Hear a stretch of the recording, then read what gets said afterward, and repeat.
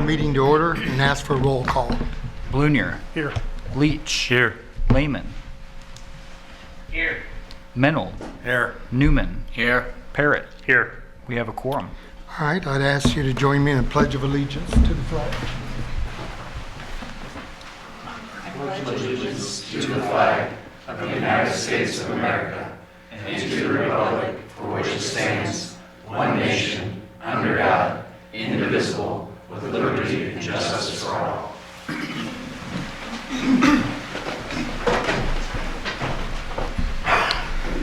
There is no public hearing tonight, but we do have a couple presentations.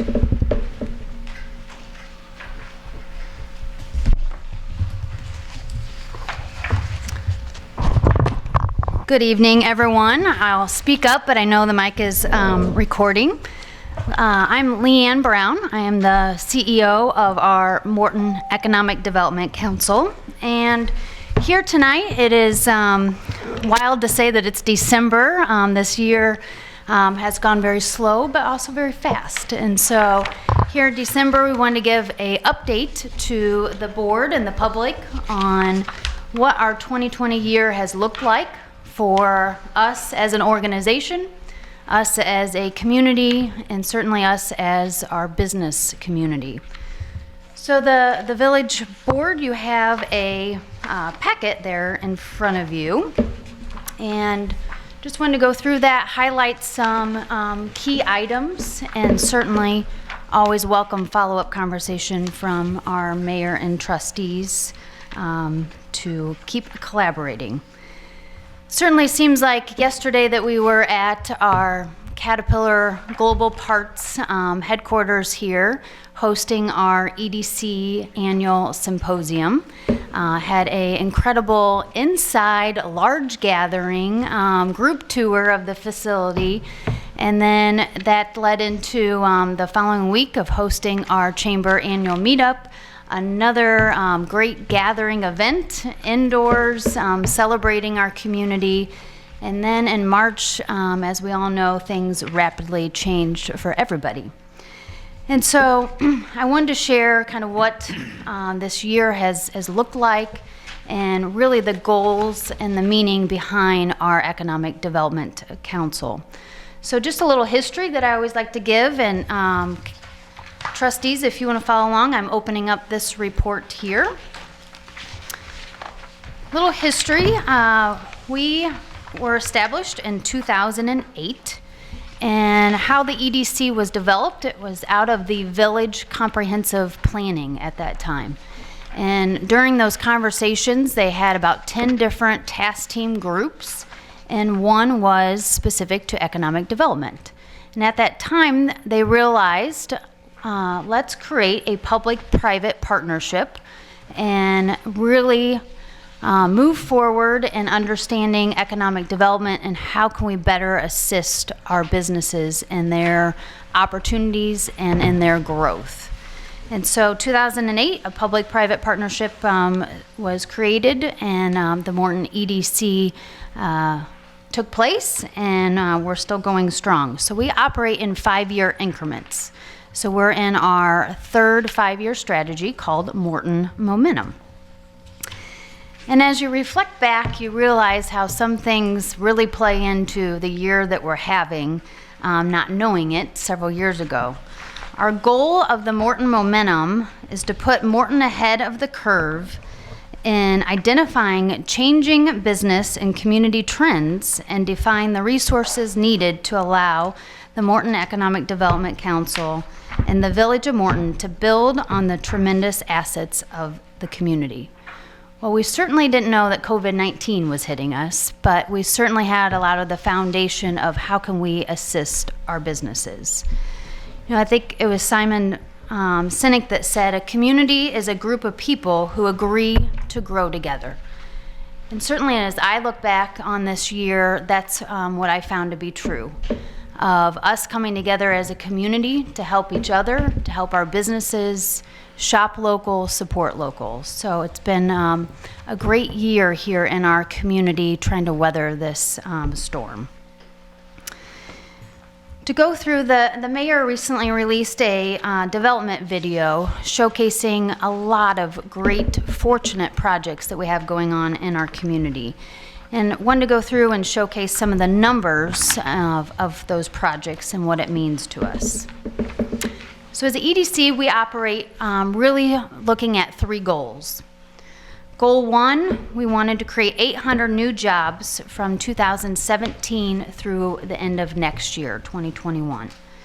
We are tracking at 875 full-time equivalent jobs. We track this through our Morton micro grant, through our enterprise zone, and specific projects that we work on and helping our clients specifically. Another goal is new business.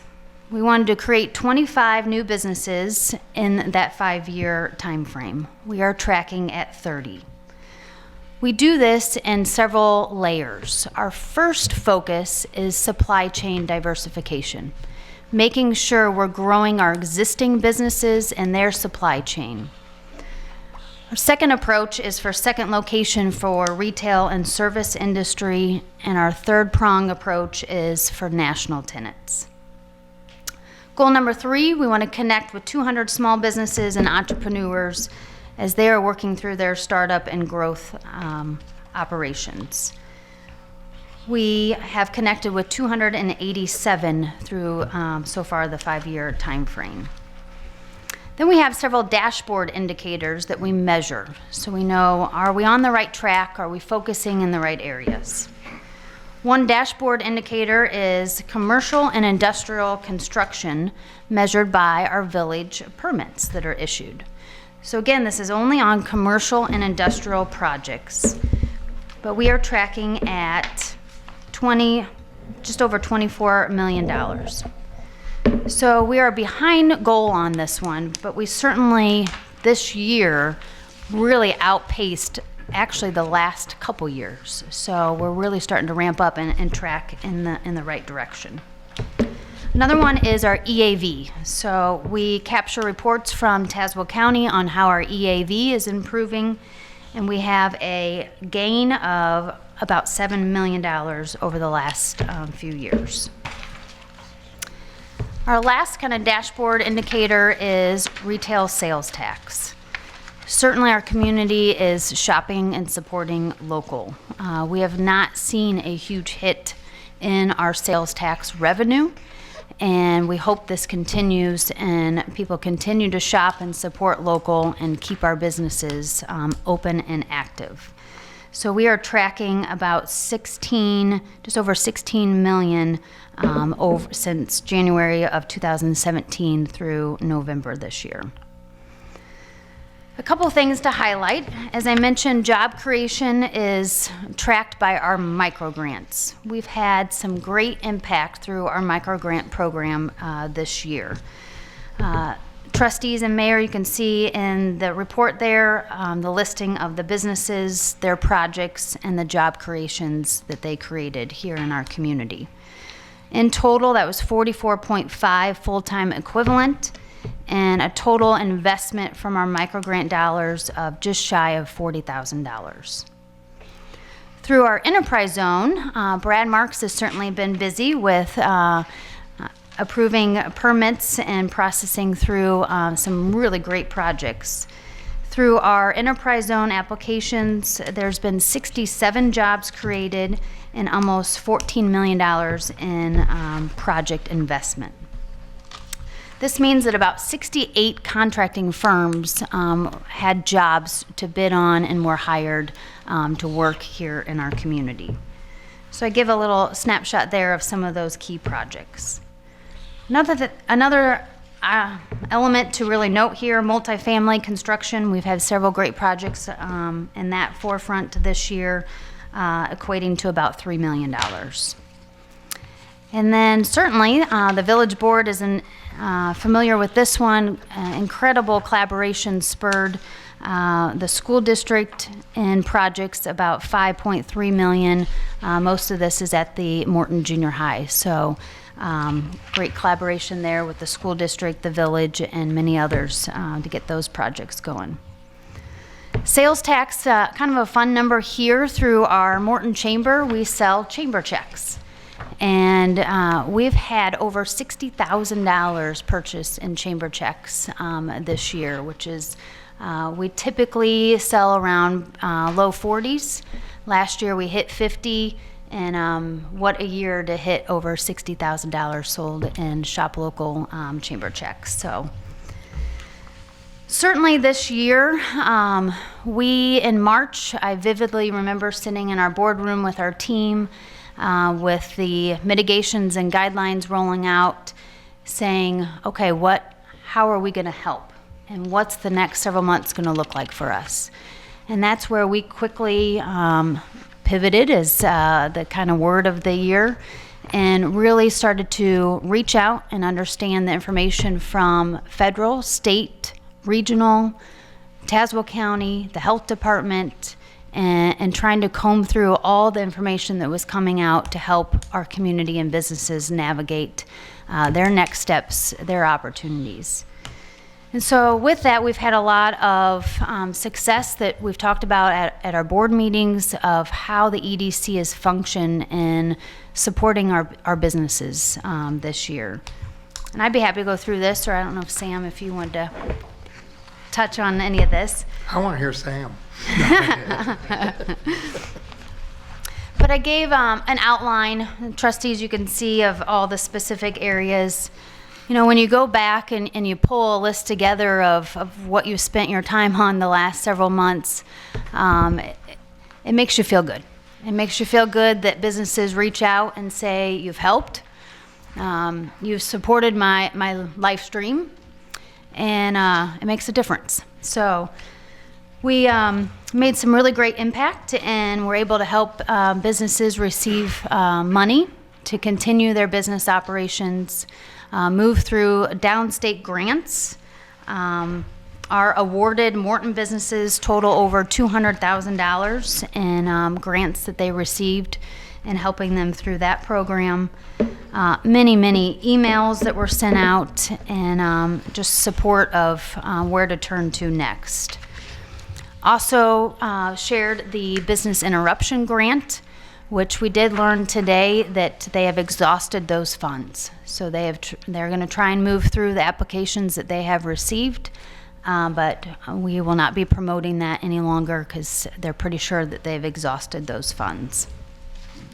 And then recently we've shared information regarding DCO. They released a economic support grant fund that looks like there might be more conversation on that one tonight. Moving through, you know, it certainly takes a village to make a difference and help a community grow. And so I wanted to just highlight on a few projects of how they unfold, some initiatives of filling some vacant space, and some site searches that we have in motion. Also, one great tool that we have is the Building Improvement Grant. We have a business district commission that helps us move through the Building Improvement Grant. It's an incredible tool that we have for reinvesting in 10 years or older structures for redevelopment projects. Business visits, certainly this is the fun part of our job, and come March that looked a lot different. It was very difficult to get in businesses. You couldn't leave to go to businesses, so we were catching up with businesses from email to phone calls to Facebook messaging to any way that we could. And so in your packet, trustees, you'll see a couple specific early 2020 business visits to give you an idea of what those look like, information that we capture from businesses, and how we move through that information. Certainly, we wanted to reflect back on what was the impact of our Reimagine Festival. So we captured some notes there of how our businesses really leveraged what we were able to host, and still had a great success as a business during our Reimagine Festival. Moving down some of the projects, this certainly isn't an exhausted list. Always happy to talk through projects and initiatives, but wanted to highlight a few of them. Kmart, certainly, we have not forgotten about Kmart either. We know the entire community has not forgotten about Kmart. It is a hot topic. One positive that happened this year is we now have one owner to work with. So we were working with many different partners, and the Prassis family that owns the property there, they purchased that from a company, Black Equities. So that was a positive move. We've had some redevelopment conversations. We've had interested parties tour the facility. 95,000 square feet is a large space to fill with a single user. So we came to the realization that breaking down this space and filling it with multiple tenants is probably ideal, but that brings on multiple challenges in itself. So Field Shopping Center, still a lot of work to do down there, but recently a new furniture store came to town and opened. And then I know several businesses are doing well out there. The cookery has expanded, so definitely some bright lights out there. Just need to get a few more lights going. A couple other projects to highlight. Of course, the former Ruby Tuesdays. I outlined here kind of conversations.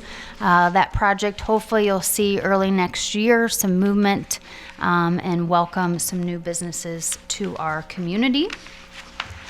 Main Street Business Park, certainly a lot of activity happening out there with buildings going up and dirt moving with Blue Jays Learning Center, the multifamily development, Harding Luxury with Steve Lehman still moving forward, and then Morton Reynolds' new headquarters.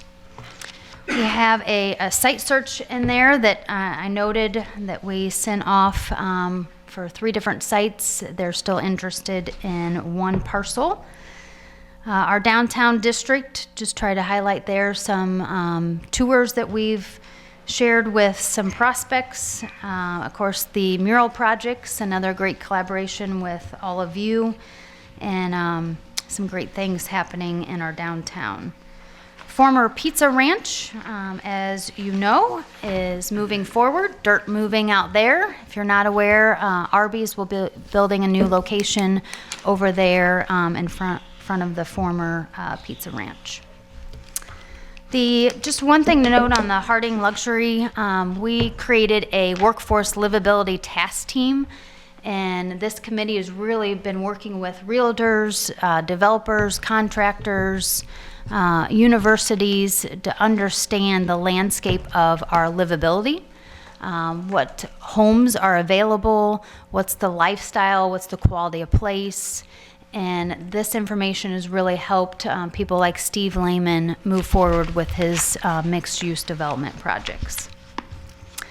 We helped an existing business move through some growth opportunities and looking at a new location.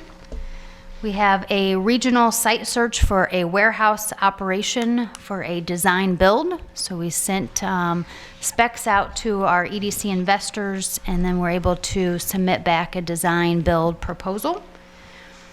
We had a state search. Our Morton community, 2 sites still remain on that site search, again for a warehouse-like operation. So we're working with those brokers on those 2 sites. And moving down to kind of wrap up our regional partnerships, we've really ramped up collaboration, especially with our Greater Peoria EDC, and moving through trying to navigate all the updates and changes and resources available. So I just wanted to highlight there of some of the committees that we've been involved. Of course, our regional SEDS, SEDS standing for a Comprehensive Economic Development Strategy. A community and a region is required to have one of these for EDA funds, federal EDA funds. So they're moving through updating that SEDS document for submission to the EDA. We've had a lot of efforts in the workforce. Certainly that's a struggle. here in Illinois. I think we've all seen the numbers of the outward migration of people, and that's not a good indicator for our businesses. So we've had a lot of how do we grow our own, build our own, train our own conversations to help our businesses have quality workforce available.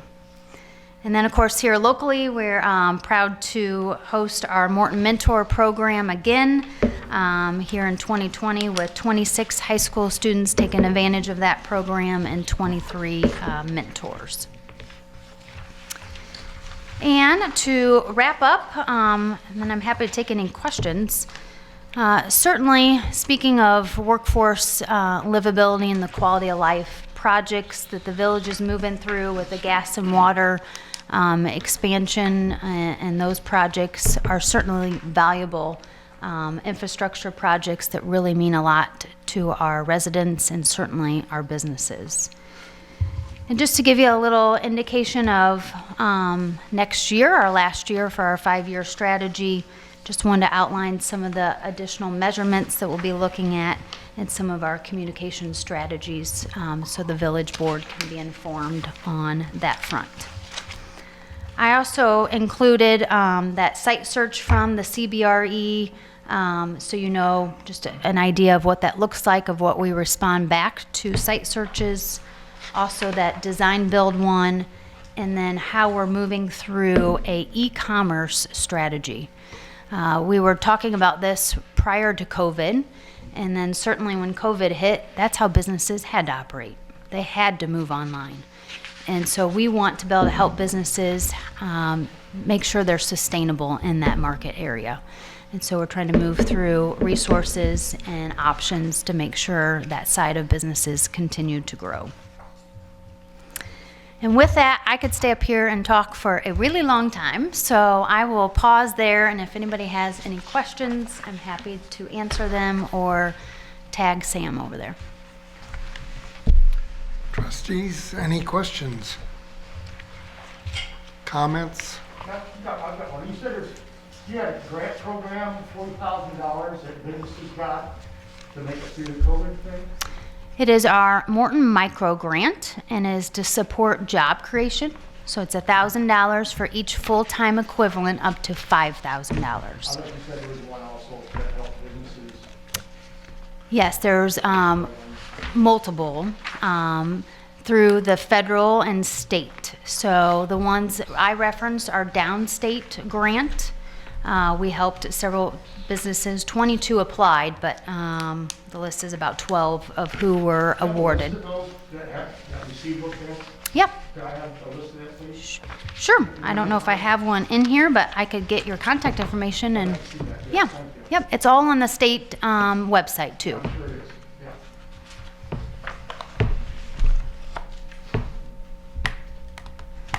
Well, I guess not any questions. Pretty thorough. Thank you. Thank you, Sam. Absolutely. So now I don't have any quick change, but I'll prepare for my next presentation here. Moving into our next one, our community app. I wanted to share details on this one. A little backstory on this one. Our Community Development Committee through our EDC, which is made up of several of our taxing body representatives, the Community Foundation, and members of PLACE. And we had conversations starting a couple years ago on we have so much available in our Morton community, but until you're really in that network, meaning the school district or the park or the library or involved with the chamber or the EDC or the Morton Fine Arts, you don't really know where to turn for what else is happening. And sometimes if you don't know where to go, you just assume that it's not happening. And so we wanted to create a central hub that would feed all of the great information from the village, from the school district, from the park, from the library, from the Morton Fine Arts, from the Community Foundation, and from PLACE into a central hub, but not create a bunch of work for everybody. So we started to explore a community app, and leveraging technology to create API feeds that would pull information from all of our websites and feed into a community app. So people have a central hub to go through to engage with the experiences and the offerings and the opportunities that we have. So we started to explore this, found a company that we contracted with, Bar Z, Lee Little, out of Texas, and began working with our partners to create a community app. The first year, the expenses were paid through a investor through our EDC, a $10,000 cost to build the app and create all of the partnerships. And now we're moving into ready to release the app. And the app, the goal of it, it's not going to be an end-all be-all, but it's going to be another great communication tool that citizens, employers, employees, visitors, people that just want more information about our community can access the app and have a central hub of where all that information is. The app also allows for push notifications. And certainly this year we said over and over again how critical communication has been. And if we had an app and another way to communicate rapid information out to our businesses, out to our citizens, this would have been a great tool to have. So people can sign up for notifications if they just want notifications from the village, or if they just want notifications from the school district. And then as you send out push notifications, those that have signed up to receive them can receive that information. So we are on the home stretch of this, and now we're down to, we want to share the excitement behind the app. The paperwork there really showcases the features if you're into the technology side and want to know the ins and outs of how it operates. But of course, with an app or any technology, it offers opportunity. So we will be able to sell advertisement through the app. So first and foremost, we want to get the app up and going, get engagements, get businesses using it, and then down the road be able to sell advertisement through the app. And with that, we're hopeful that we'll generate enough revenue to pay for the annual cost of $9,000. If not, we need some kind of partnership plan that the key partners that are utilizing the app can pay for it. So this attachment here is kind of an initial breakdown to start conversations on what would each partner be willing to expend if we didn't attain the full $9,000 by a hard number or a percentage cost. So we are hopeful that by going into next year, we'll be ready to really launch the app and welcome users and begin to really leverage this tool next year and many years to come, and creating that central hub showcasing all the great amenities of our Morton community. So with that, I'll take any questions on that one. Trustee, excuse me. Trustees, any questions? We do not have that on the agenda tonight, but we can get it on the next one. There's no.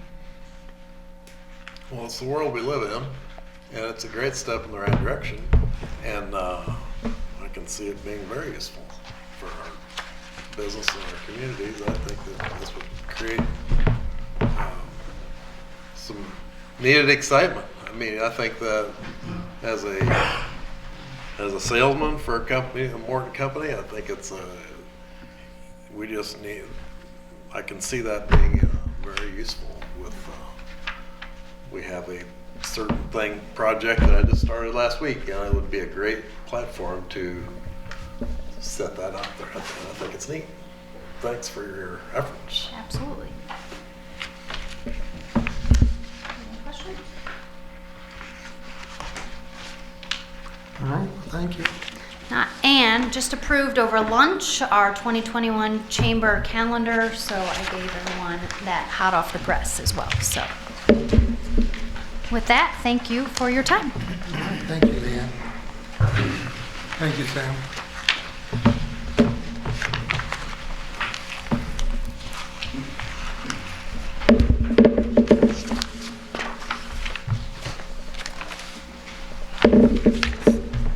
All right, public comment. Anyone in the audience like to make a comment tonight?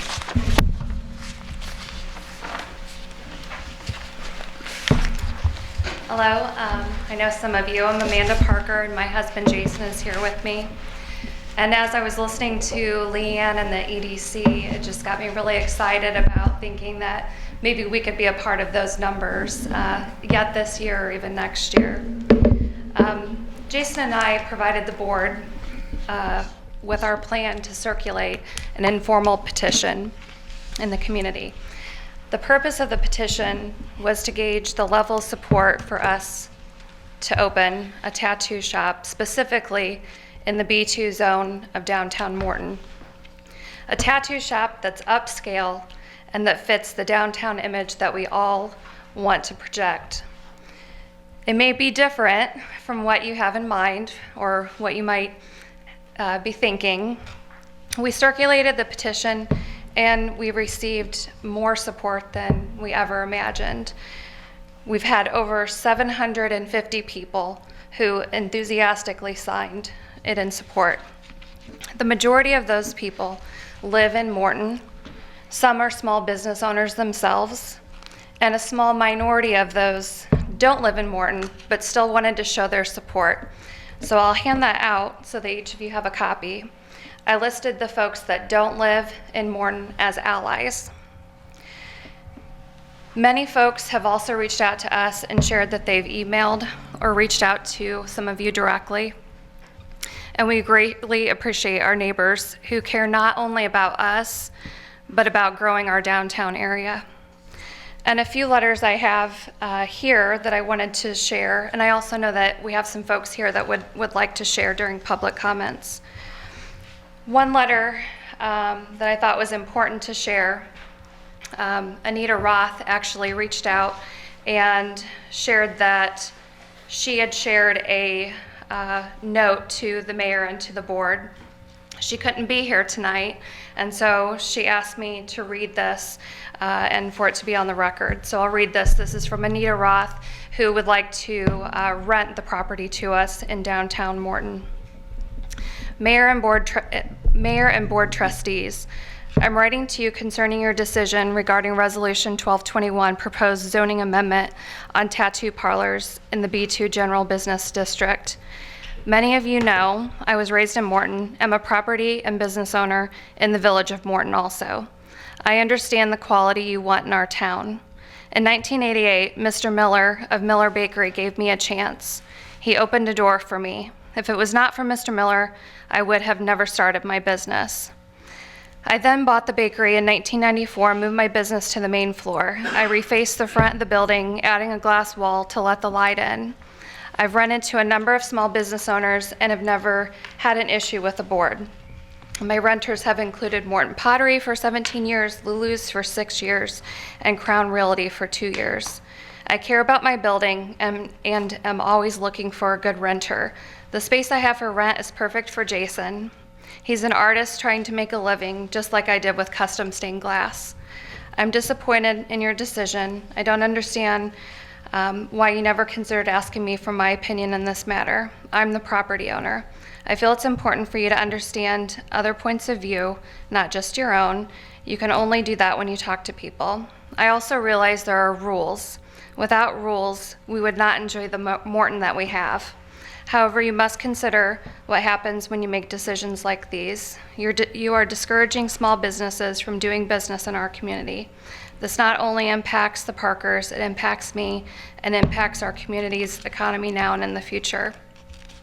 You've jumped to a decision that's left my building empty. An empty building is not good for me and it's not good for our village. I hope Morton can reconsider and open the door for Jason, like Mr. Miller did for me. Sincerely, Anita Roth. We definitely appreciate Anita's support. She's been wonderful to get to know, and we really hope that we'll be able to rent from her. I have a few other letters that I'll hand out to you along with the petition. And I'd just like to thank everyone who came to support us here tonight, along with the folks who have signed the petition.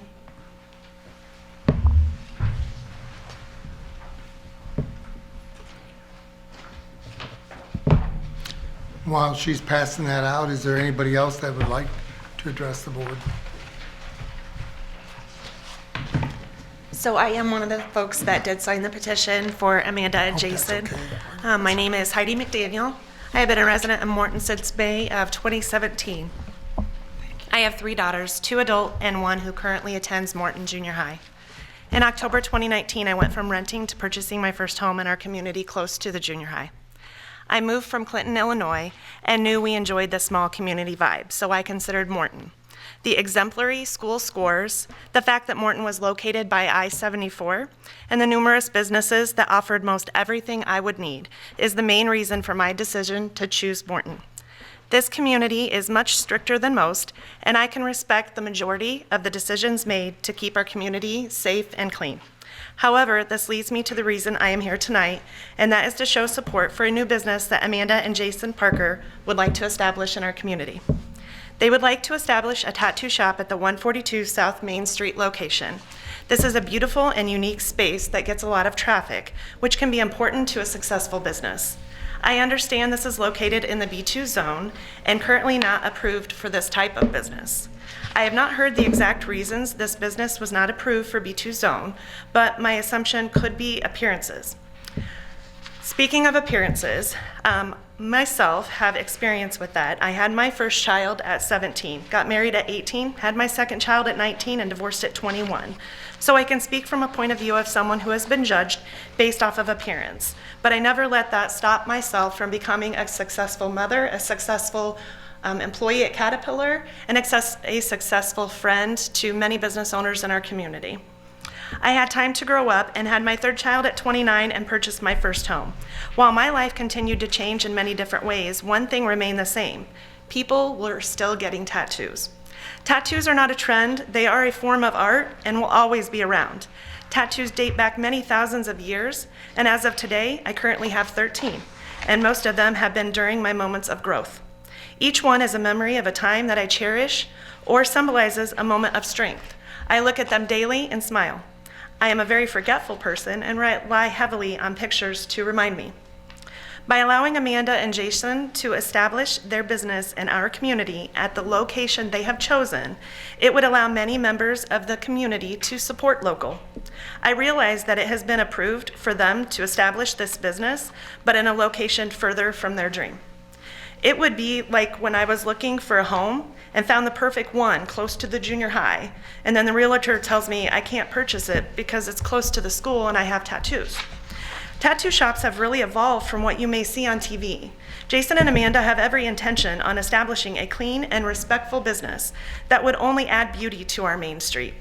I know I will be a customer as well as hundreds of others from our community. If it can be located where they prefer, folks can visit many of our other businesses after their appointment, since most will be within walking distance.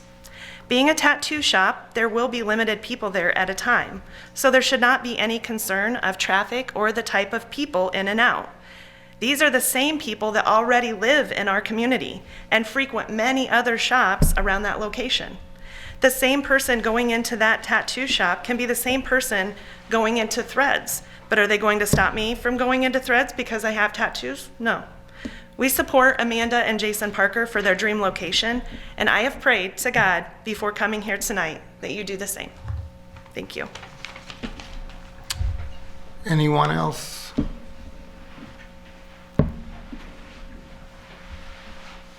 I'm speaking on something different. That's fine. Okay, I didn't want to Nope. interrupt on that, so thank you.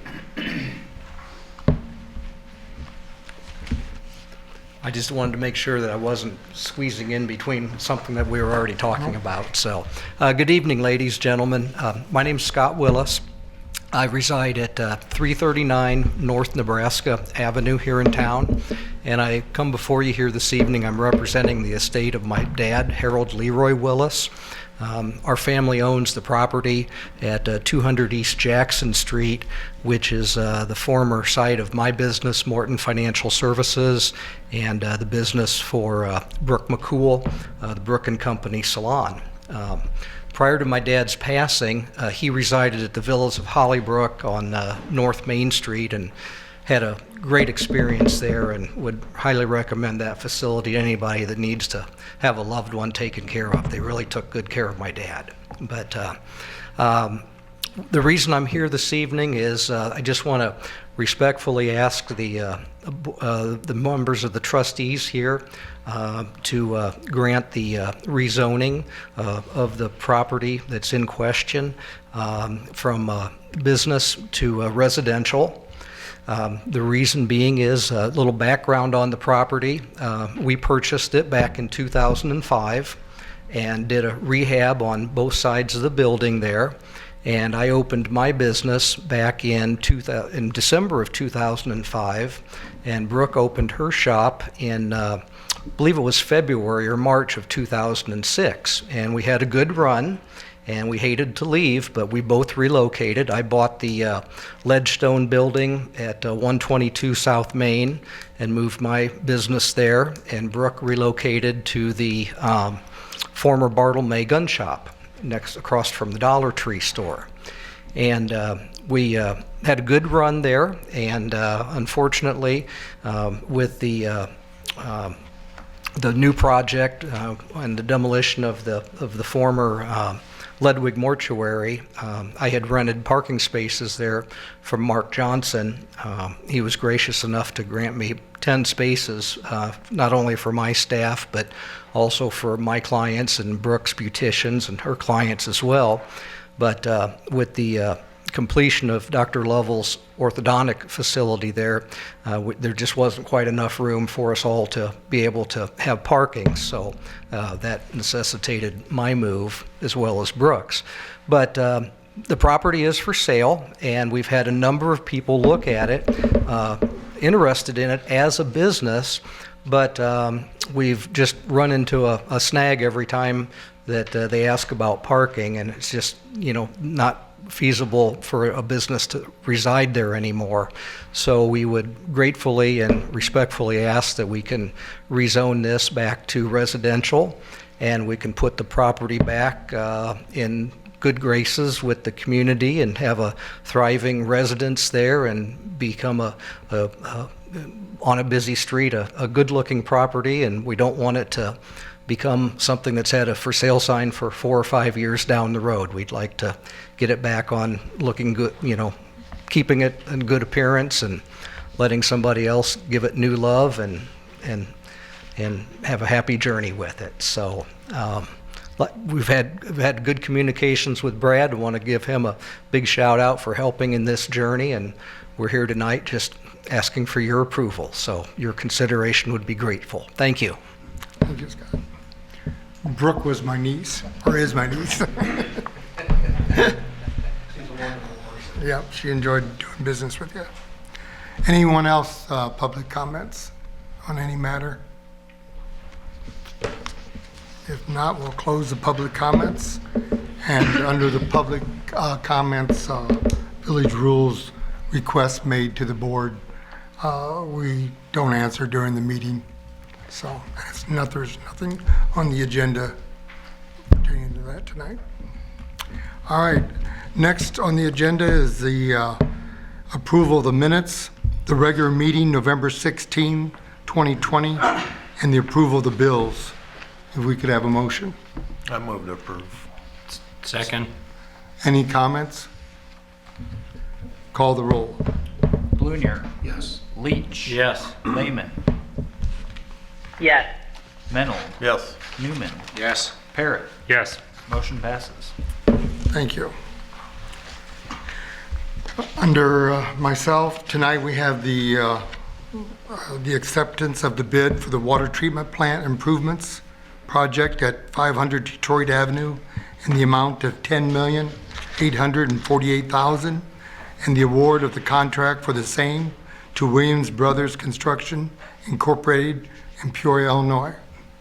I'd ask for a motion. Move to approve. Second.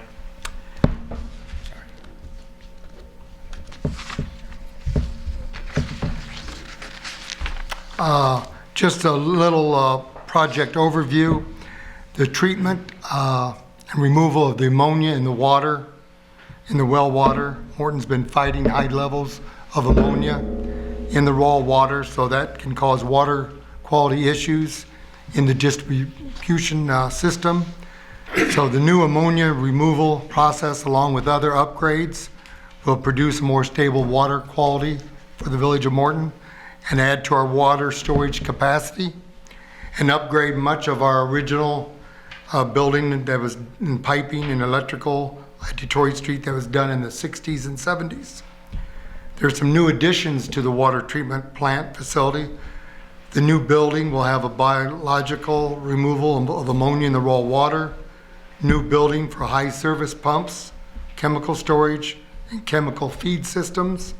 There's a 400,000 gallon clear water groundwater storage, which is actually a huge concrete building with concrete roof, and a new brine water makeup pits for water softening that the staff will have to explain to you.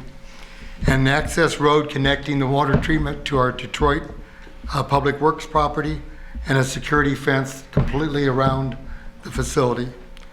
There's going to be numerous upgrades to our existing building, from existing piping, building exterior electrical, communications, and interior painting of walls, ceiling, filters, and softening.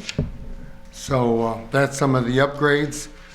We do have with us tonight the superintendent of our water treatment, Trent Reed, and Andy Curry with Curry and Associates Engineers, who has helped us design this facility. So if the trustees have any questions for any of those gentlemen, they're certainly here to answer them. So I would open that up to the trustees for comments or questions.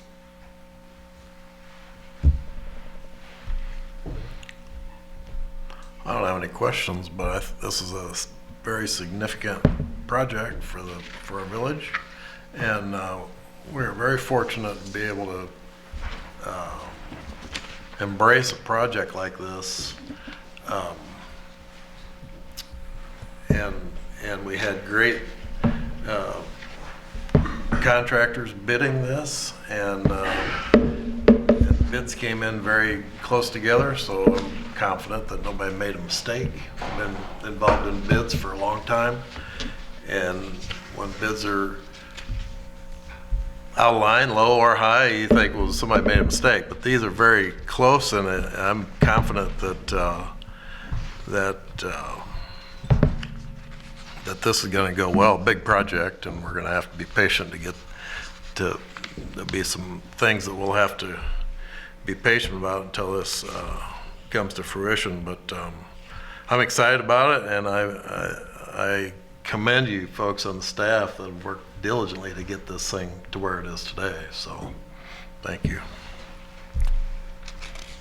Any other questions? I'd like to build off of Trustee Mennel, his comments, and say that one of the few things that I see a challenge with in Morton is the quality of the water. Sometimes it can be pretty hard.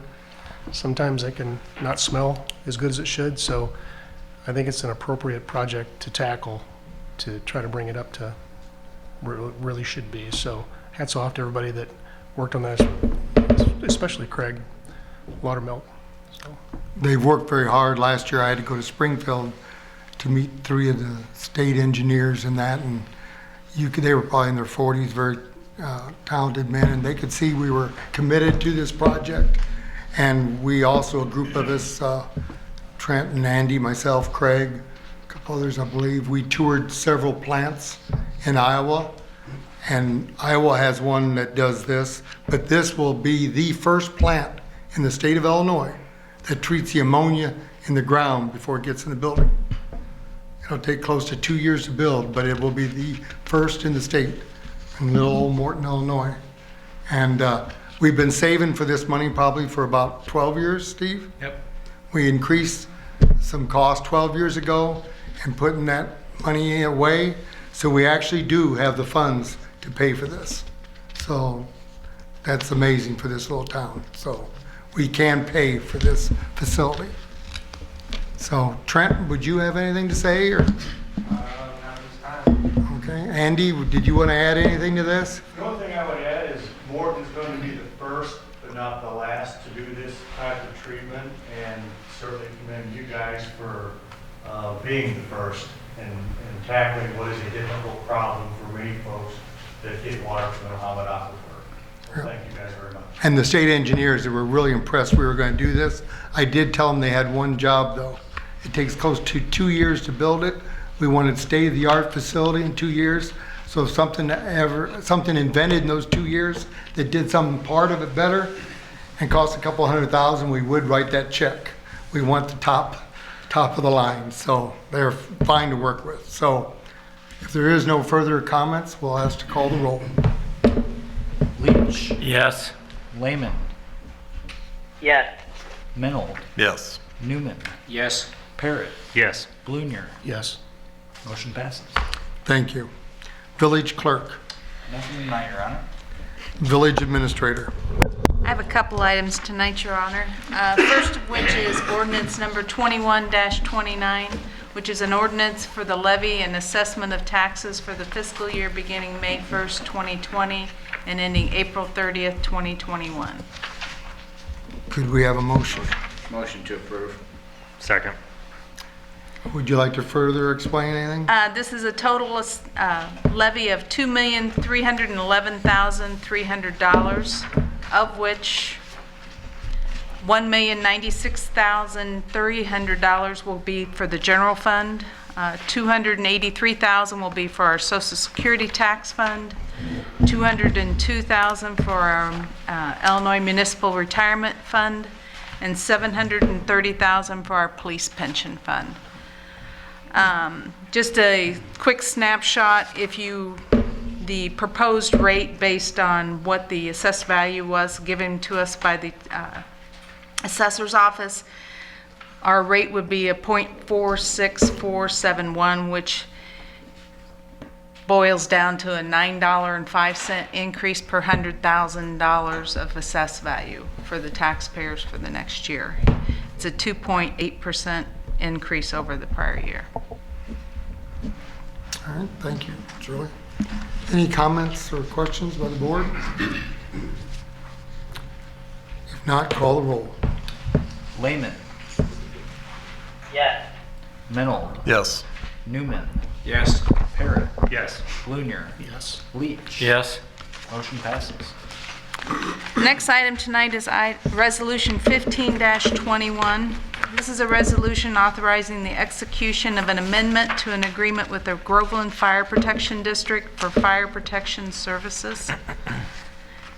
Can I explain more, or do we need a motion? Motion. Could we have a motion? I move to approve. Have a second? Give a second. Yeah, if you would explain further, please. With us tonight is Chris Burton and Nick Smith from the Groveland Fire Protection District, and they, along with Fire Chief Kelly and I, met 2 or 3 weeks ago in regards to the issue that they're facing. Basically, the City of Morton's Fire Protection Group and our ambulance group serves the Groveland Fire Protection District for their services.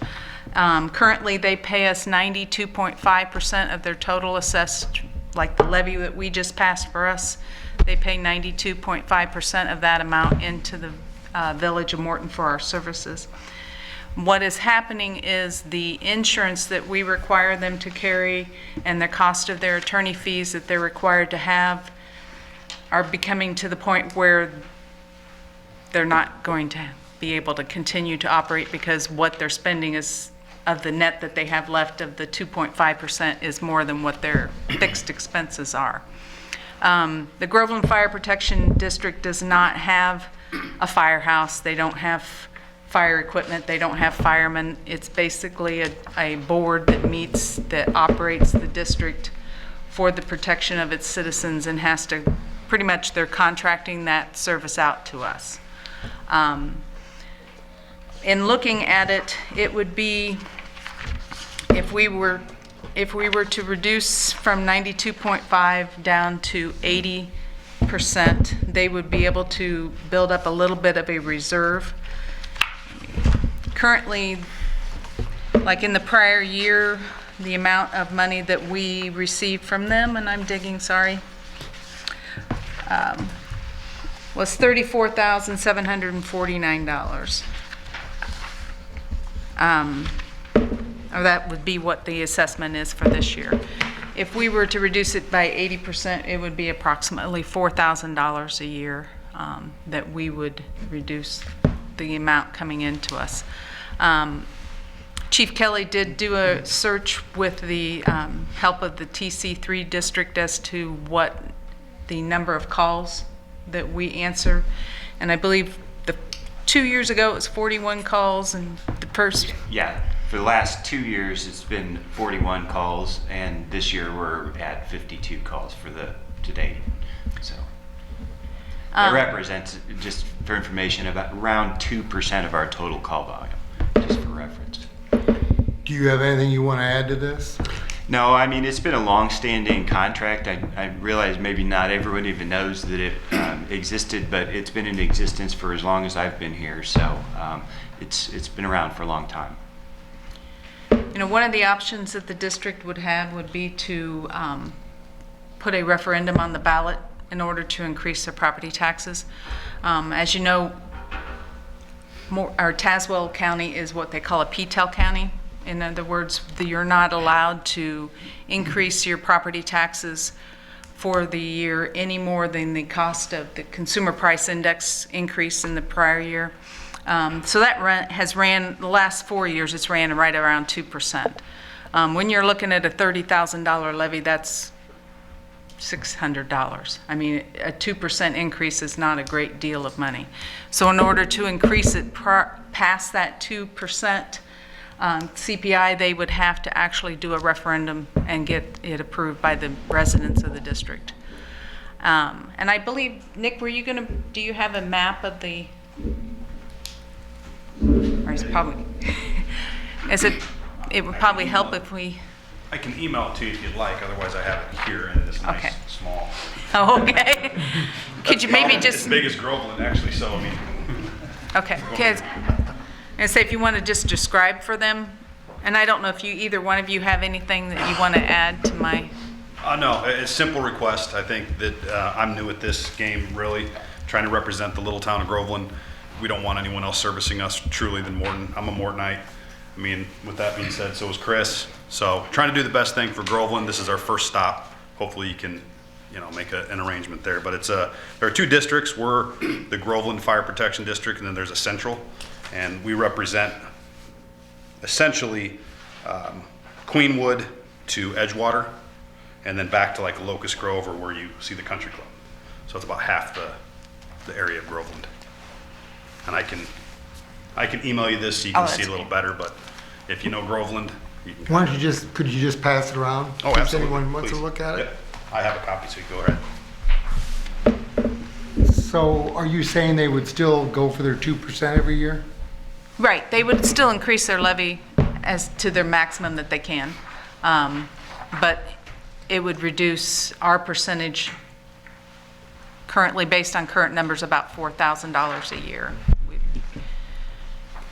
And I explained to the trustees my sob story on this is I grew up in rural Fulton County, and there were kids that rode the school buses every day with me that lived, what we would say 5 miles off the hard road.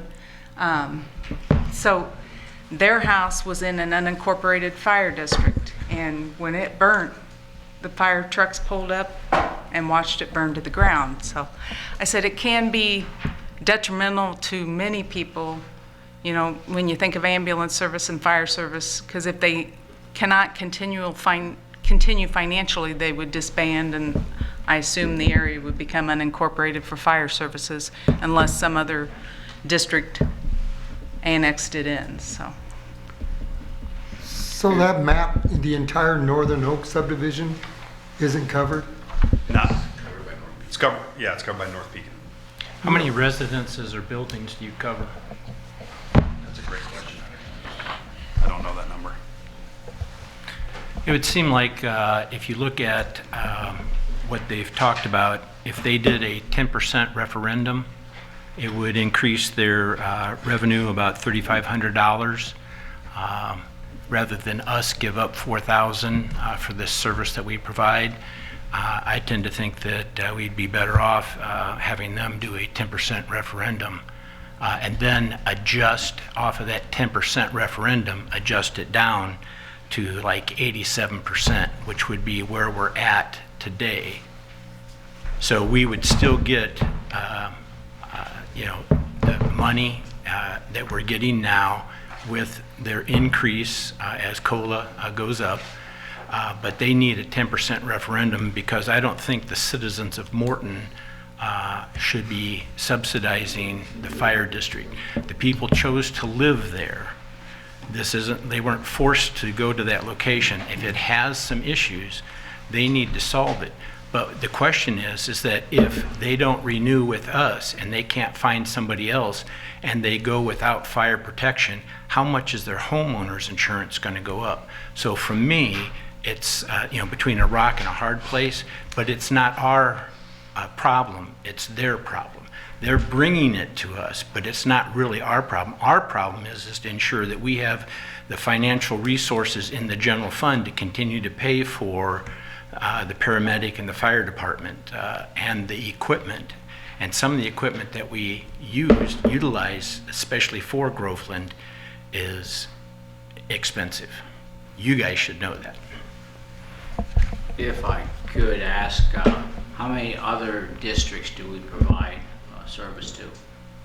One, the area around Morton is called the Morton Farmers Fire Protection District. So anything outside of the corporate limits of the municipality here, up until that district. So, and I believe that's like around 50 square miles that we cover, including the village of Morton. And we have a similar contract with that district? Yes, sir.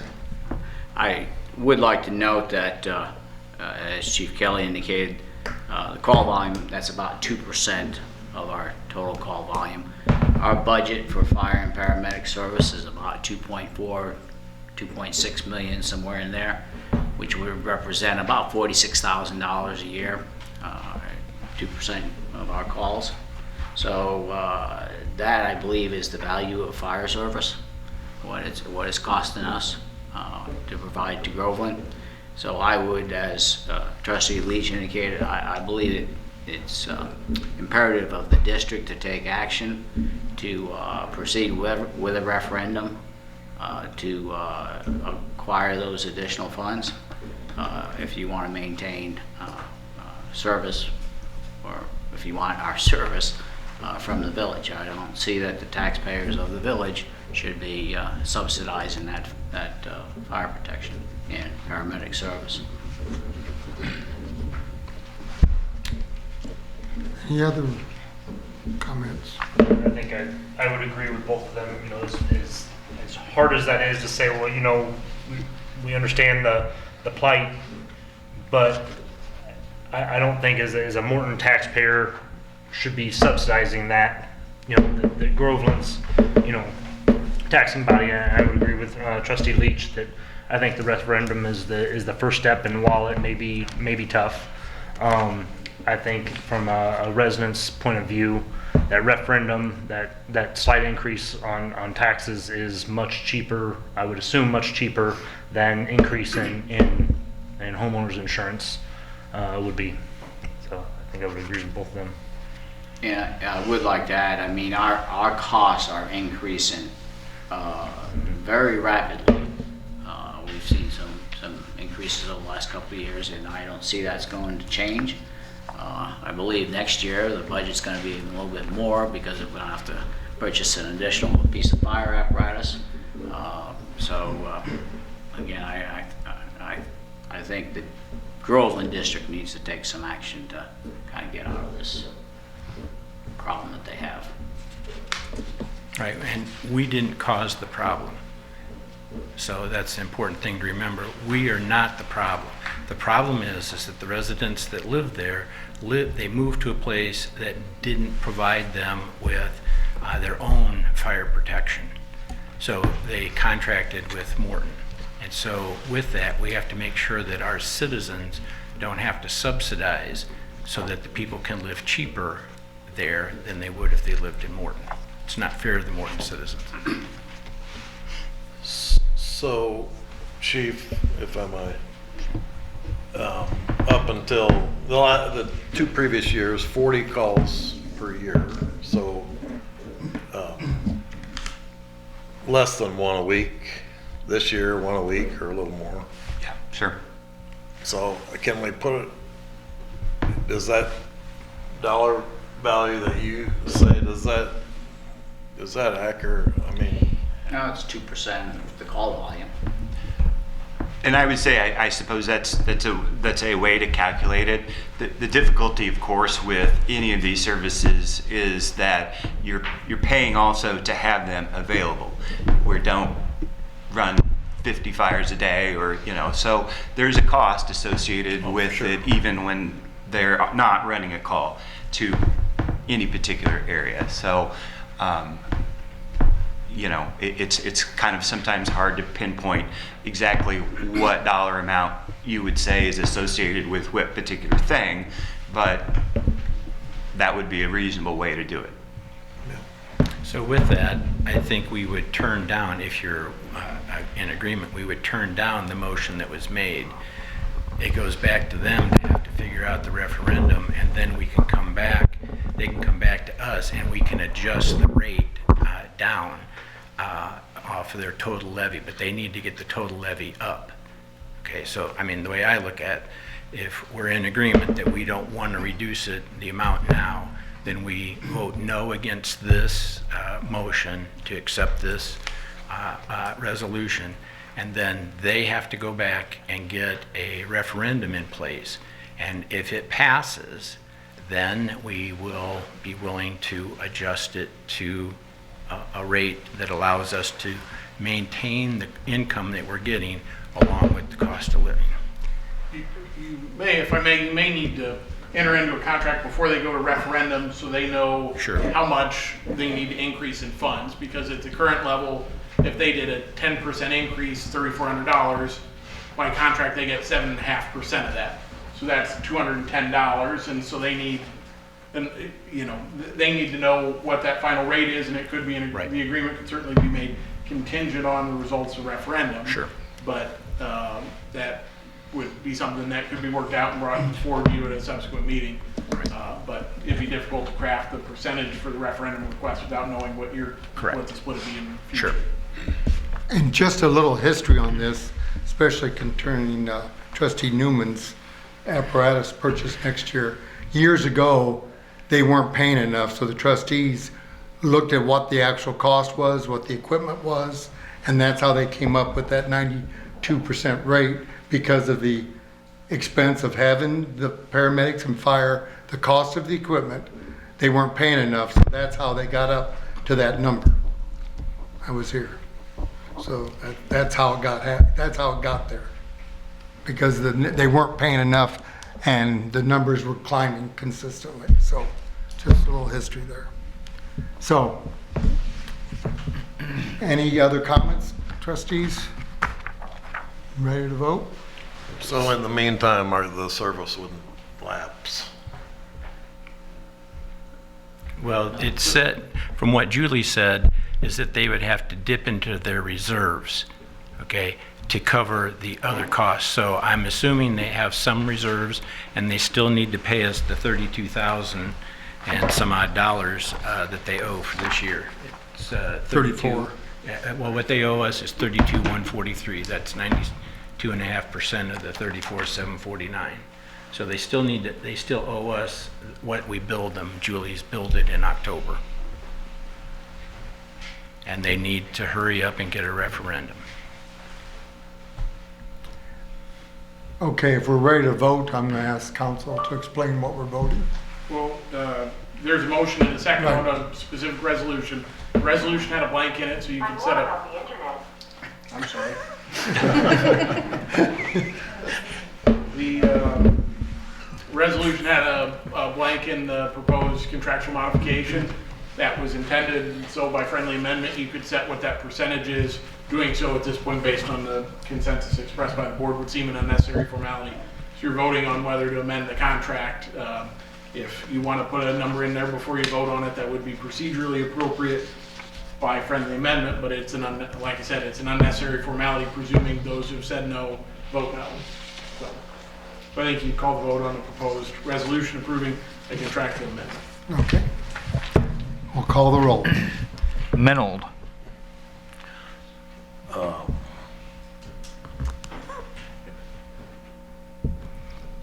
Make sure I vote the right way. I'm gonna vote yes. Newman. No. Parrott. No. Blunier. No. Leach. No. Lehman. No. Motion is denied. Okay. Anything else tonight? That's it for me. All right, thank you. Chief of Police, Nothing tonight, Your Honor. thank you. Corporation Counsel, Nothing tonight, Your Honor. and welcome back the Director of Fire and Emergency Services. Thank you. Nothing else tonight, Your Honor. I was wondering who that was. We had to come to his place. Right. Well, we've been keeping away from our meetings just so our medics didn't and our firemen were healthy, so we're using the building tonight, so. Okay, Director of Public Works, we have with us Todd Franti, our Superintendent of Wastewater. Good evening, everybody. On behalf of Craig Laudermilk, Director of Public Works, I have one item, Your Honor. Pertains to Ordinance 21-30, which is an ordinance making amendments regarding sanitary sewer repairs to Section 8-3-5.1 of the Morton Municipal Code. So could I have a motion on that? I'll make a motion to approve. Second. Would you like to explain a little bit? Yeah, so basically what this is pertaining to sanitary sewer repairs in the right-of-way. Before, if there was structural damage, the Village of Morton would cover the cost. We feel that the current ordinance as it's written, there's a big gray area. Leaves a lot to judgment and different interpretation. So we feel that with these amendments, it'll benefit both sides. The unfortunate part is we're going to give responsibility to the homeowner from the right-of-way all the way up to the T. So the Village of Morton will now be responsible for the sanitary sewer main and the T connecting the lateral. The Village of Morton will also cover the cost of pavement replacement, curb, gutter, and sidewalk in the right-of-way. Do we have any comments or concerns, questions? If I may speak to that, this would a little more closely mirror, I believe, what's done in most other municipalities. Correct. In fact, most municipalities wouldn't even cover the repair of the pavement, sidewalk, and curb and gutter if it was necessary to remove it. So it's kind of I think, a happy compromise between what we're currently doing and what other communities typically do. I'm not certain how we got here. I can tell you. You probably could, you've been here forever. But I suspect part of it, Well, if I may, the village went through a period of replacing a lot of sanitary sewer throughout the community over many years now, probably since Jeff's been here. And as such, they were replacing and putting in new laterals, essentially, from the main back to the right-of-way. Mm-hmm. So a lot of homeowners were benefiting from that. And I guess, and I'm only conjecture now, that maybe part of the justification was that was the fair thing to do. Being we're replacing everybody else's, if somebody that we haven't replaced has a problem, then we take that responsibility to replace it. But that's an expensive venture. As I think we have found out the last couple of years, there's been some major costly repairs. Yeah, we've had 3 major ones in the last 2 years alone on Main Street, just in about a 2-block area. So. Yeah, and Jackson Street, I believe, right? Yes. Yeah. So I think this is a happy compromise. The big dollar is in the pavement, curb and gutter and concrete. That's kind of a big dollar repair.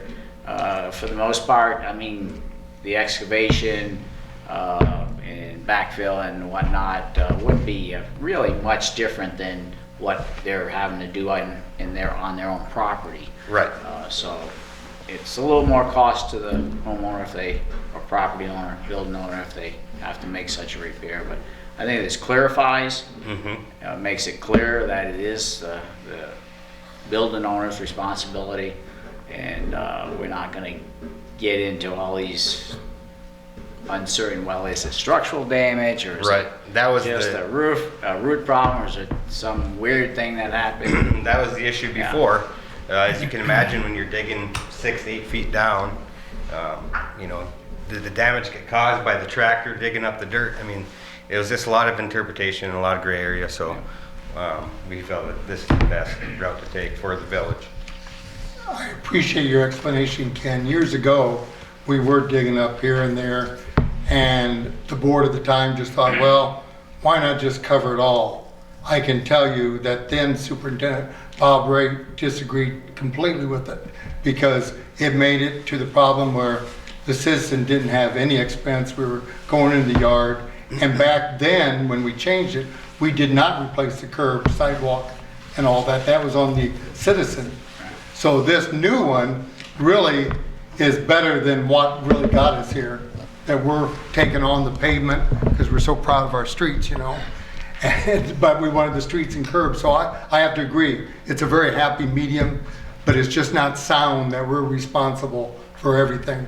It is not done in other villages, and it's an expense. So, but that's kind of how we got there. It was a stretch back then when the trustees approved it, and I can tell you the staff wasn't happy. They told me personally, we're going too far, Jeff. We're assuming total liability throughout the entire village for just about anything, and that's what it's turning out to be.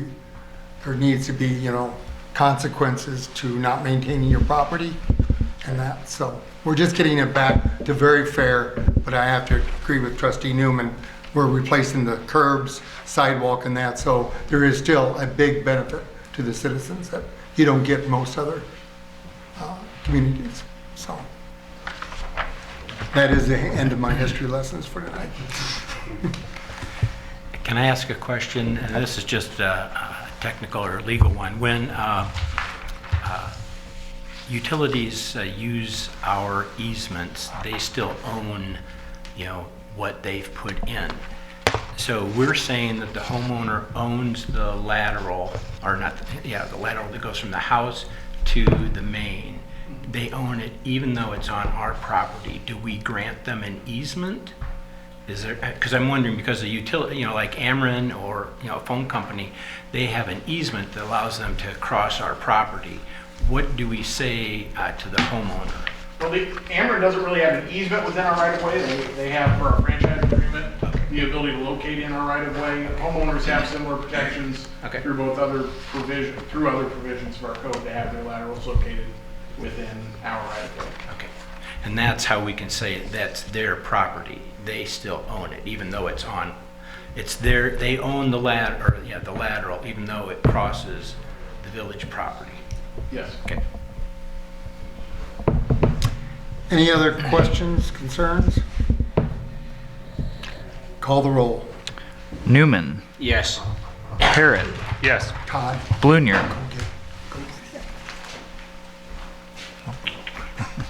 We'll come back to him. Leach. Yes. Lehman. Yes. Menold. Yes. Blunier. Yes. Motion passes. That's all tonight, Assistant Your Honor. Director of Public Works, do you have anything else tonight? That's all tonight, Your Honor. Thank you. Zoning Code Enforcement Officer. I have 4 items tonight, Your Honor. First item is petition number 20-07 zoning amendment. Could we have a motion? Motion to approve. Second. This zoning amendment, what you heard Mr. Willis spoke earlier, this is the property that Mr. Willis owns. He's made an amendment to go from B1 to R1. Side note, something that wasn't covered is to go to residential, it's a required 2 parking spots. He has 1 parking spot there currently. He did get a variance from the Zoning Board of Appeals on the same night on the condition that if it's rezoned to R1, he has the variance to have only 1 parking spot for residential. Any comments? Can you repeat that? What you just said? Okay, so in residential, it's required, in R1, you're required to have 2 parking spots. So if he rezones this to R1, he currently only has 1 parking spot. So he did apply for a variance with the ZBA, a variance to only have 1 parking spot, and they granted that variance. So if you approve the rezoning, then he is compliant for R1. Thank you. And as it currently stands in the business district, any business that goes in there would have parking requirements. And he really only has 1. I don't know that there's any business that could fall under that. So currently, there's no parking on the street in front of that house, Correct. and he has a single-car driveway. Yes, correct. Okay. Just to clarify that. Any other questions? Call the roll. Parrot. Yes. Blunier. Yes. Leach. Yes. Lehman. Yes. Menold. Yes. Newman. Yes. Motion passes. Thank you. My next item tonight, Your Honor, is petition 20-08 zoning amendment. And speaking with Attorney McGrath, do you need to explain that? Yeah, we have 2 matters, actually, item B and D as well. Does that go with this one, Brad? For the preliminary and the final plats? Yeah. For Cruz and Bliss Yeah. subdivision, yes. So these are all related to an annexation agreement, and we have to have a public hearing on a pre-annexation agreement, which we need to have before we take action on the zoning and the plat approval. And with the change in your meeting location, new notice was published, and that'll be up for your next meeting. So if you could make a motion to table B and D under Brad's report, we'll take those up with the pre-annexation agreement at your next meeting. So, motion's in order? Yes. I'll make a motion to table both, while we're at it, both B and D, item B and D. Second. Is there a second? Yes. Okay. Any other comments on that? Call the roll. Blunier. Yes. Leach. Yes. Lehman. Yes. Menold. Yes. Newman. Yes. Parrot. Yes. Motion, items are tabled. The last item tonight, Your Honor, is petition number 20-09 zoning amendment. Could we have a motion? Motion to approve. Second. If you'd comment, please. Yes, so this zoning amendment pertains to 3 parcels. The address in your packet, 108 and 110 East Queenwood, 1920 Main, and 104 Queenwood Road. There was a business that wanted to go into the 108 Queenwood location. It's currently zoned B2. The surrounding properties are B3. It seems appropriate that these parcels would be B3 to be consistent with the surrounding area. So speaking with Trustee Blunier, I don't want to speak for him, but we had a conversation, and I feel like we were in agreement that this was the avenue to go to rezone this to create more of an area with all B3. Okay, Trustee Blunier. He said it well to his point. That it's all surrounded by B3, and why that ever was B2, I'm not sure, but it enables that business to move in and be in compliance, and it just blends in very well with all the other businesses there, so I support that. Okay. Any questions or comments by the board? I don't understand why we're rezoning all of them.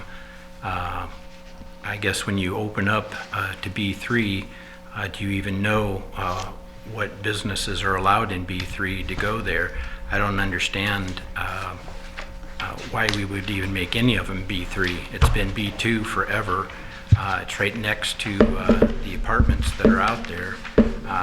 To me, I would leave it as a B2 because it would seem better to go from R4 to B2 to B3 than just to go from R4 to B3. And you have to look at it not just for the one business now that you're talking about, but it's long term. Okay, personally, I'm against it.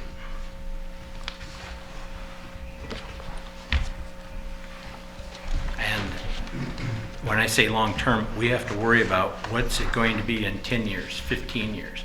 You make it B3 now, it's always B3. I personally think it's a mistake. I have a question. I guess why is the village petitioning to do this versus like the person that owns the business? That's a good question. Well, I could have asked the owner to do that. So looking at this, if they requested the B3 here, then it would still be surrounded by B2. It seems like, so Fliginger's, you're where on the corner, that's B3. The Field Shopping Center across the street is B3. Just to the south is all B3. So then my thought, and speaking to Trustee Blunier, it becomes still more of a spotting zoning. If you do just one to B3, I mean, we could do that, that's most definitely, but it seems like now you've got 4 parcels there and you're kind of closing in on it. It seems like if this one went B3, it's just going to be surrounded still by the B2. If that makes sense. So what is the old Pizza Hut building? That's B2 currently. See that, to Officer Mark's point, for the types of businesses that are out there and that tend to move out there, B2 is limiting, B3 is more expansive and needs more of what's going on already out there. I can't imagine a B2 moving in next to Fliginger's, which is a tractor dealer. And then on the other side, there's a dance studio that wants to go in that isn't a B2, it's a B3, and it's a good fit out there. It's a good location and everything, so that was my rationale. And the Pizza Hut B2, and I think they'd asked for zoning change. They asked for a change with a special use. Right, that's what it was, to store trailers. So they requested it to be B3 with the special use. I can't speak for anybody that voted on that, but I think the B3, I think the special use. And the office buildings behind that particular piece that shares the drive didn't want trailers in there blocking the view. So that's why the old Pizza Hut is still B2, because B3 zoning would probably hurt the value of the buildings behind it. Yeah, I guess that's my question. The building behind it that they voiced concern last time about a change. Granted, I think that had maybe more to do with the special use than just the B2 to B3. But I assume all the owners of the property are all want this then. So if I'm allowed, I don't know, Attorney McGrath, am I allowed to talk about conversations I had with those owners? Okay, so I reached out to all of the owners specifically by phone, and they all did not have a problem with the rezoning.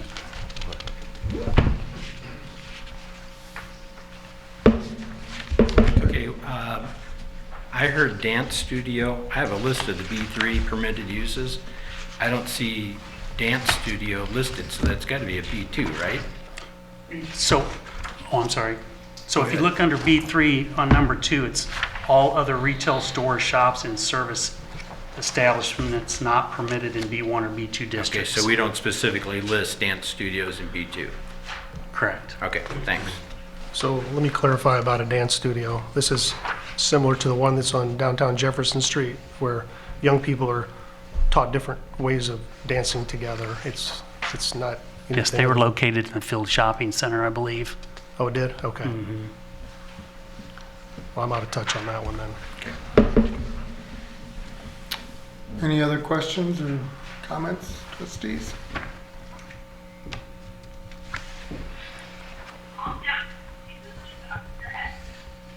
Is that a question or? Okay. All right, let's call the roll. Leach. No. Lehman. Yes. Menold. Yes. Newman. Yes. Parrott. Yes. Blunier. Yes. Motion passes. Nothing else tonight, Your Honor. Okay, thank you. Village trustees, any trustee have anything? I have one item tonight, Your Honor. Okay. Go ahead. All right, sorry about that. Let's make sure everyone can hear me. All right, 1 second here. All right, for Resolution 16-21, a resolution authorizing the creation of an economic support grant program called Village of Morton Business Sustainability Grant. So could we have a motion? I'll move to approve.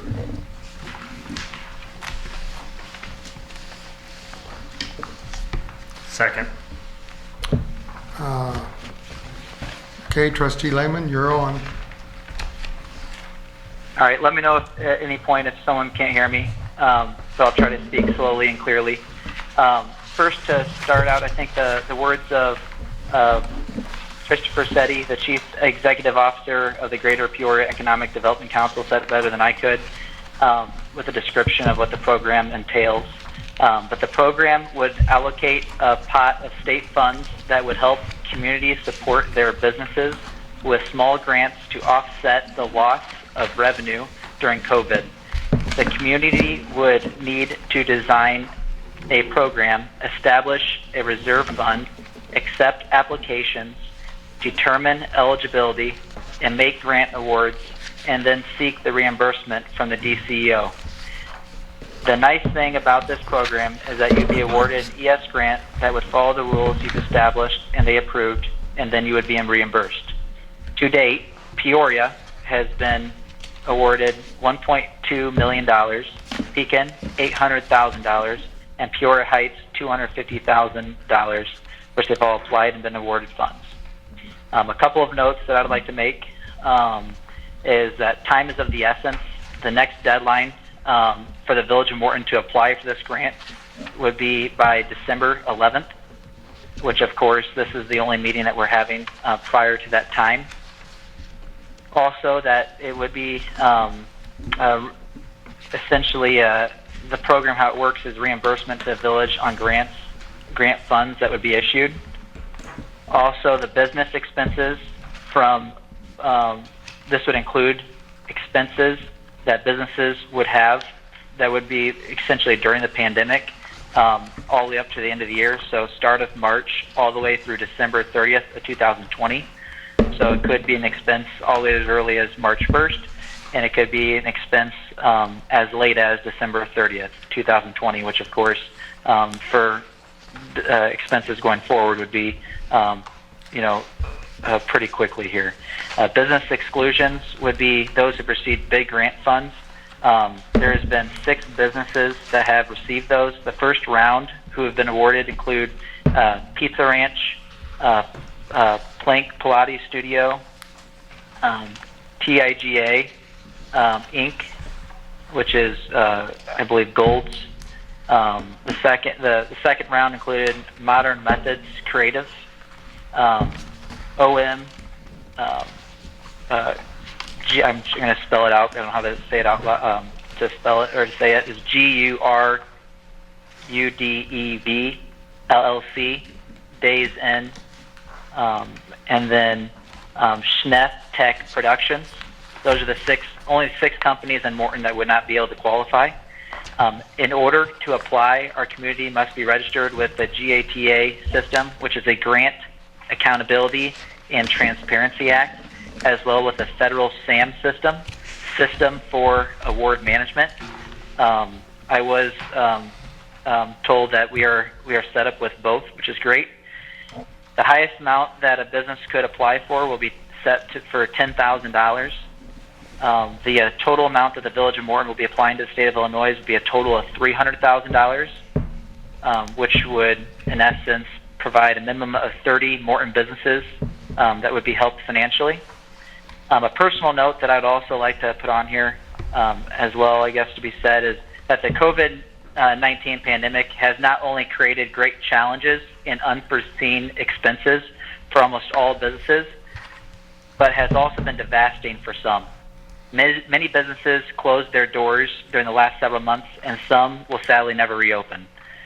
This grant includes money that will be hopefully awarded to the Village of Morton as long as we apply by the deadline.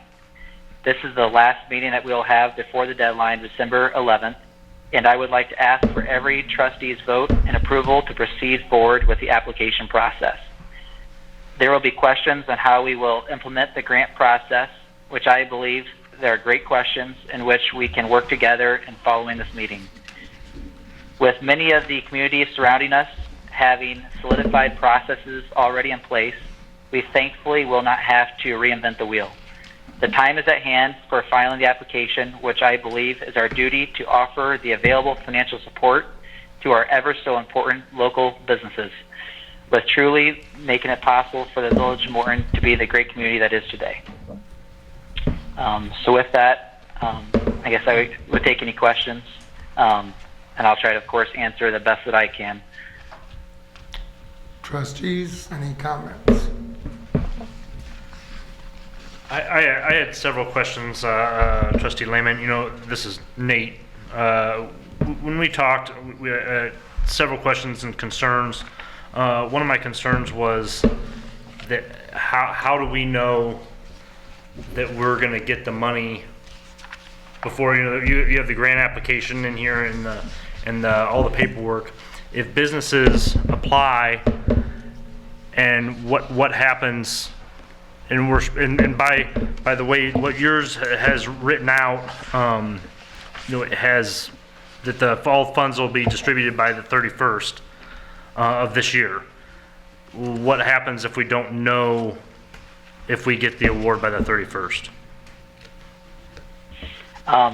That's a great question. That I feel that when you and I first discussed this, I don't feel like I had all the facts. It's been my understanding after discussing with Leanne and some others that I worked with on the Peoria Heights. I guess they're a township as well, or village. And anyway, and talking to them, they had told me that the after applying, it actually the funds were awarded pretty quickly. Now that doesn't mean that was like the money was in your bank, so to speak. It's that the money's there. So they put out a press release essentially to all their businesses within their community to apply for it. And then that's when at that point they have a system in place where they essentially look at what they're applying for. Does it meet the grant qualifications? And then they award the grant. Now, where you and I had a conversation was, does that mean that we would essentially award money to businesses prior to the state of Illinois putting money in our bank? And the answer is yes. Now, the safe note that we have is that we wouldn't be approving anything until the state of Illinois would say that we are guaranteed the money. And so I know you and I had conversations with as far as the state of Illinois, our feelings on the state, and which I think are legitimate. But the positive thing is, I personally do not know of any situation in which the state of Illinois has not paid the money that was due as far as grants were concerned during the pandemic. And I think the easiest way to be able to justify that is because the money's not theirs. It was awarded to them by the federal government. So it's easier to spend money when it's not yours to to really give. So the money's there. They essentially have a certain amount, and it's possible that they could come back and say, even though we're applying for $300,000, they may only give us $250,000. The numbers that I had mentioned already with the other communities, they were awarded all the money that they had asked for. So I'm hoping that we'll get the total $300,000, but we're of course not guaranteed that until they tell us that one way or the other.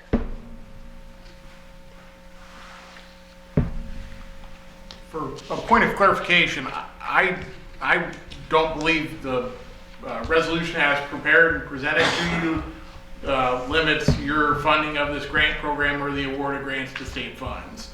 So if the state came back and said you get $10,000, you've committed to awarding up to $300,000 in grants in $10,000 increments if someone applied. So if you had 30 eligible businesses apply with $10,000 in documented eligibility for the grants, and they met all of your program requirements, you would be obligated to award $300,000 in grants on the basis of this program unless, you were to take action before the grants are awarded to end the program or rescind it, or if it were vetoed or funding were to be revoked. But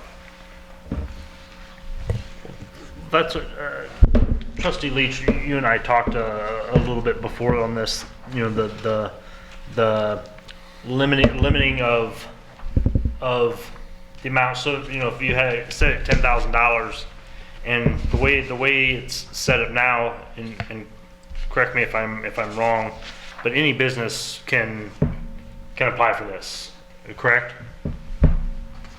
No. If you were awarded the big grant, you're eliminated. Well, no, I get, but I mean, it doesn't have to be a bar or a restaurant. It can be a hair salon or that. So if we have $300,000 and they can apply for $10,000, then if 30 businesses do it, well, does business number 31, are they out of luck?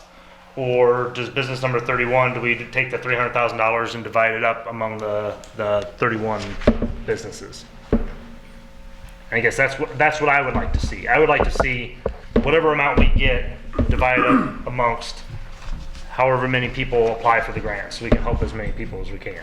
I think I read somewhere in here, it's a first come, first receive. So the first 30, if they're all $10,000 grants, the first 30 get $10,000. Okay, well that's how I think it's written now, and I guess I would. The max amount is 10,000. Maximum amount, yeah, we could Yes, award yes. something less than, Yes, yeah. so they would But allow- once you made the award, that's it. Yes. Well, this project narrative says this focus resources towards restaurants, bars, and other similar establishments. So is this incorrect? change that. Those are all my examples. But that's what's in the Basically said, resolution. come up with a program and show us your application. So that information in there is just based on the other examples throughout the region, not what you have to do. Right, I think know they Victoria also, Heights just opened up. right, I think they also have to show that they've actually been hurt by the shutdowns and the coronavirus. So you can't have somebody who's got sales that are better than last year apply for it. So they have to show, and I don't remember exactly, I was thinking it was like a 25% reduction. I think you're correct. In income and profit. So they have to show that type thing first. And then they have to give us a list of those things that they are going to want reimbursed on. We have, I think, a checklist that they can do, but they have to do that. Other things that, going along with what you were talking about, Nate, we could word it that the maximum somebody could get would be 10,000, but if we get more applicants, in reality, we could adjust it, so that it's equitable across the board type thing, but you'd have to say that in your application to the state. So we need to make sure that it's written so that they understand that somebody could apply for 10,000. If we only have 30, they would get it probably, as long as they meet all the other requirements. But if there's more that we would not want to approve, we just have to say that because we have to prove the state that we're following our own guidelines. Right. Okay? You have the, whenever you deal with the state, they love these letters, instead of words. But we get that notice of state award, the NOSA, and they tell us the specifications and the rules. So if they didn't like something that we put in there, they can say, everything's okay except we don't like this and you can't do that. All right. So it could be, we could say that we would pay for, maybe somebody's rent and everybody applies for rent, and then they come back and say, well, we don't like it that you're paying for rent. They can be discriminatory that way, but they tell us that, and then they tell us the amount. They just don't tell us when we're going to get it. They tell us, and make sure I understand, they will tell us shortly how much money the village gets, and then we may not get it right away, but we they're going to can't- tell us that we are going to get the money. Right, well, we Yeah, would or have- yes or no, that were approved. Right, well, we would have to have then our application process, we would have to notify the businesses and give them, or let them come in and get an application, then they have to fill it out, and then somebody has to review it. I pointed, somebody, not me, right, somebody has to review it, and then, I guess from my perspective, I think it would come back to the village board. If Julie looks at it, though, I guess I'm thinking is that you would make a recommendation to us, and we would actually be the ones to approve it. They're not even due till the day of the next board meeting. What? Oh, no, the application, we wouldn't even take applications until we know what money we're going to get. And then they can apply for March 1st through December 30th. So I guess I would look at it and say, our application process would be, once we find out, and we should find out, probably within a week to 10 days after we apply, and then we would set, dates. And, I guess my thought is that January 11th, which is a Monday, the second Monday, they would have to have them turned in so that then you could review them quickly over 5 days. 60th birthday. It's just going to really. Right. I said, that's my 60th birthday. Just go ahead, hit me hard. Well, assign it to somebody else. Right. But then you review them and then come to the meeting on January 18th with a list of recommendations, and then we approve it, and then we would make payment within 15 days of that, which then allows them to take those things that we've approved and put them on the bills that we motion each meeting to approve payment. They could write the checks then, and at the first meeting in February we could approve those checks, and then they can come into Village Hall and get their picture taken receiving a check from the mayor. Except the doors. Doors are locked? Well, it'll be outside then. I do believe there is a hard deadline of January 30th that you have to have all the business expenses approved and submitted back to the state by January 30th. And that gets that done, January 18th would be where we would make that final recommendation based upon, or approve her recommendation. So on January 18th, we would have that done, and then that's when we would submit all that information, the applications from each person, then to the state DCEO. You'd have to get the business applications by December 1st. The only other concern, when I was looking at this originally, I looked at Bloomington's application. They restrict, I think you can only have up to $1 million in annual gross revenue in the prior year. You can't have employees more than 50 or fewer employees. The only other concern I have is the way this is written, Walmart could apply if we allow it for any kind of business, and I don't think that's the intention. I think what we're trying to help is the local.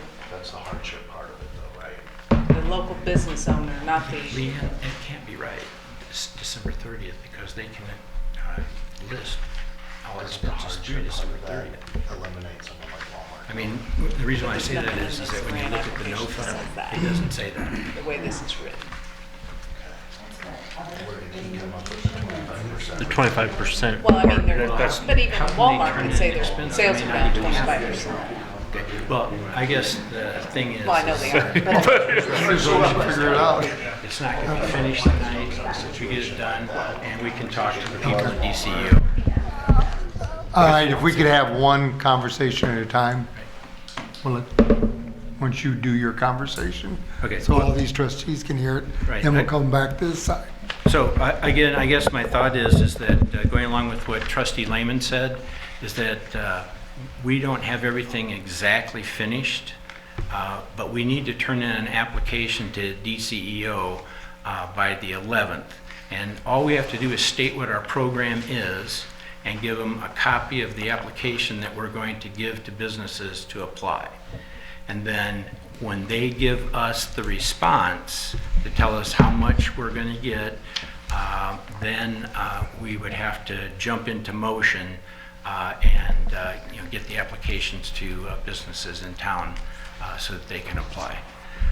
Leanne brought up about the 30th. My statement is that when you read the NOFO, which is the Notice of Funding Opportunity, I thought that was a grant application. But anyway, it says that they can include expenses from March 1st through December 30th, which would mean how can they list an expense that they don't even have a copy of yet? So we'll have to clarify some of those things with DCO, but I think we can get that done. But then, going along with what our attorney said, I guess my thought is that on the source of funding, is that we change the wording to be something, I think Pat's handed it out to you. The village, it talks about we would seek approval for maximum funding of $300,000, but in the event that is approved less than $300,000, then the maximum funding for the grant program should be the lesser sum as stated in the notice of state award. So that if because I think with the state it can be first come first serve. So if they don't have as much left as we hope to have, we don't want to commit to a reserve fund that's more than we're going to hand out. Building on that, Trustee Leach is correct that the copy I handed to the trustees tonight is a revised version with proposed amendments that Trustee Leach had requested that I prepare.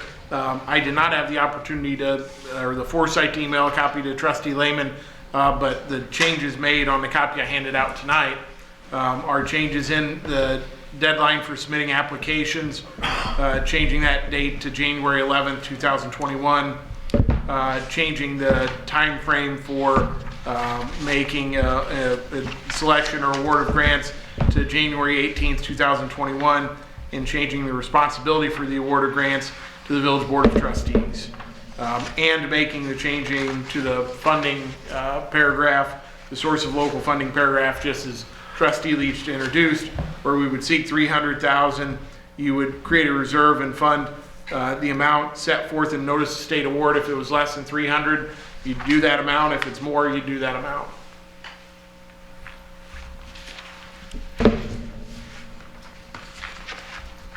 Pat, I think there's one more spot that needs to be changed unless I'm misreading. Under due diligence and controls, the second to last paragraph, applications will be received through 5 p.m. Friday, December 21st. That should be changed to that Yes. as well, right? Thank you. I missed that. I apologize. That is in the due diligence and controls paragraph, as you noted. That would be the two other changes. January 11th instead of December 21st, January 11th, 2021. That's a Monday. And 4 p.m. instead of 5 p.m. And payments made. I would suggest, based on Trustee Leach's feedback to me, those funds be awarded, grants awarded January 18th, so you'd want a date after that. Leanne's indicated that needs to be by January 30th. So I'd suggest you put January 30th, 2021 in place of December 31st, 2020. Those would all be, on the parliamentary procedure side, proposed amendments to the motion that's on the table. So not that you have to do that now, but if the consensus is that those amendments be made, you need a motion and a second to amend the resolution that's on the floor. You'd vote on that first to decide whether your final action is on the original proposal from the packet or the amended version. So then you'd vote on the underlying action. So do we have any other questions, or we have a motion to amend? Motion to amend. Second. Any comments on that?